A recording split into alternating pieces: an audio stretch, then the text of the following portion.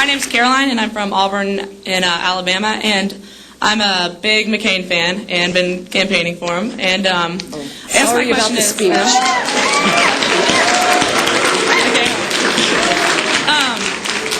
And I really do think that you and what Rush is saying, everyone really has a huge impact. Well, it always has on me. I enter politics pretty much through you, and it has a huge impact on our party. And I think we are just getting divided into two parts, and we will lose in 2008 through this division.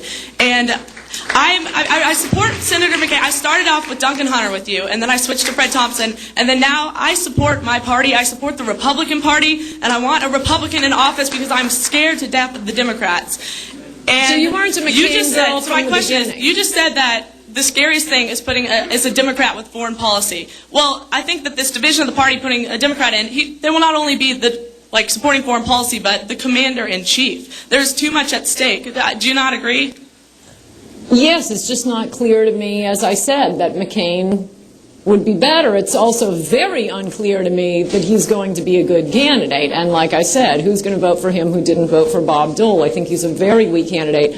I'm sorry about the speech if you're a big McCain supporter, but I'm glad to hear that you started with Duncan and Fred Thompson. So you're a strong McCain supporter now because he's the Republican nominee.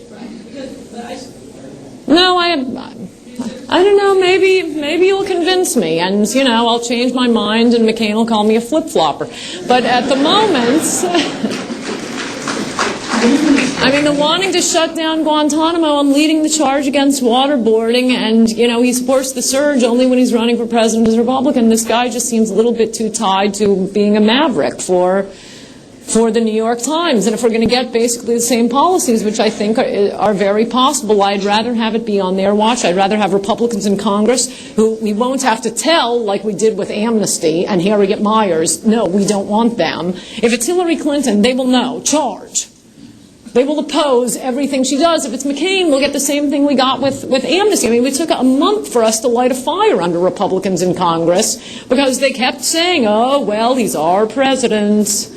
And he's a Republican president, and a president who's weak on foreign policy, despite his admirable POW service. And I just think that is a big risk with McCain. How do you explain him wanting to shut down Guantanamo and saying that the terrorists need to see the intelligence against them and this terror over dripping water down their noses? If you had to, I was talking to a friend about this the other day, if you could.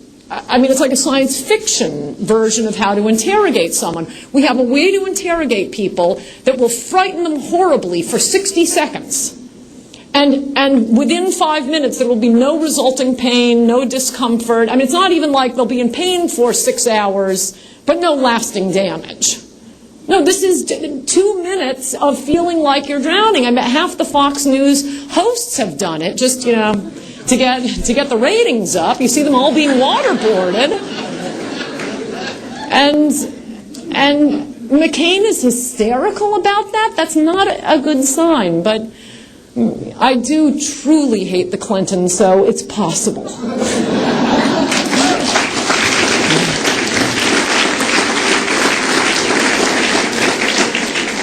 Good evening, Ms. Coulter. My name is Adam Tilsley. I'm from Maine, a.k.a. the middle of nowhere. And for the record, it is another one of those states where Romney came in first and then Ron Paul came in a very distant second.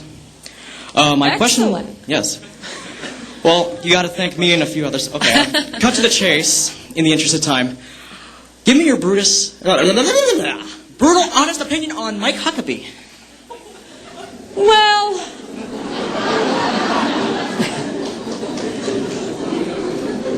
I think about Huckabee about the way I thought of Jimmy Swaggart, and that is, I kind of think he's a snake oil salesman, but I really like the people who like him. And I certainly think that's true of Jimmy Swaggart. They were all lovely Christians. And so I'm more hesitant to attack Mike Huckabee in this crowd, since they're probably Huckabee supporters, and I'd probably really like you.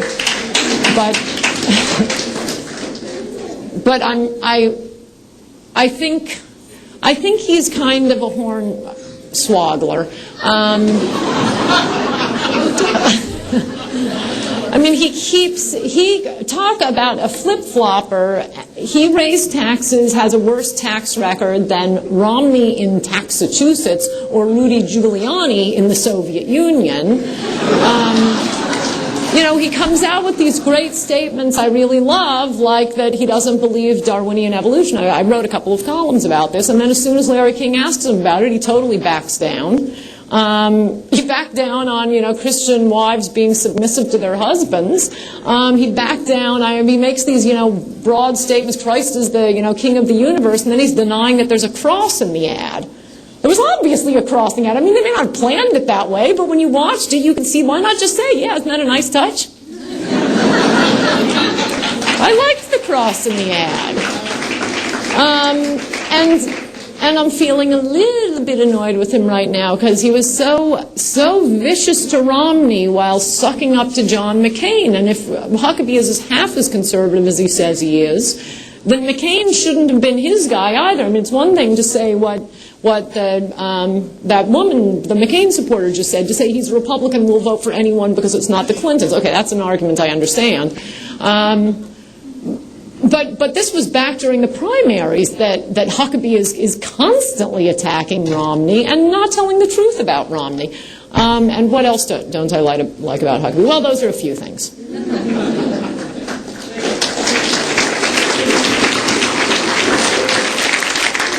Robert Menji from the State University of New York at Binghamton. Wait, before you finish, sorry, the really big thing I dislike about Huckabee is that he wanted to give in-state tuition to illegal immigrants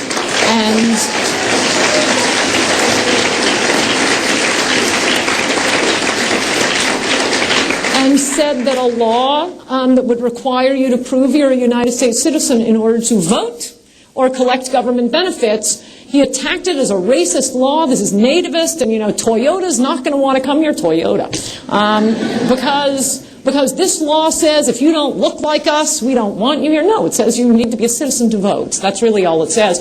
Okay, then after doing all of that as governor, a few weeks ago, he comes out and says he wants to reconsider birthright citizenship, which I think is a great point. I mean, the whole idea of you get citizenship for being born here grew out of slavery. That was to make sure slaves would be citizens. That isn't an issue anymore. Now 80% of the babies being born at the Los Angeles Public Hospital are born to illegal immigrants who have just run across the border so that their children will have citizenship and they can stay. This is a serious issue. He came out and said he wanted to reconsider birthright citizenship. Within a week, he had totally flipped on it.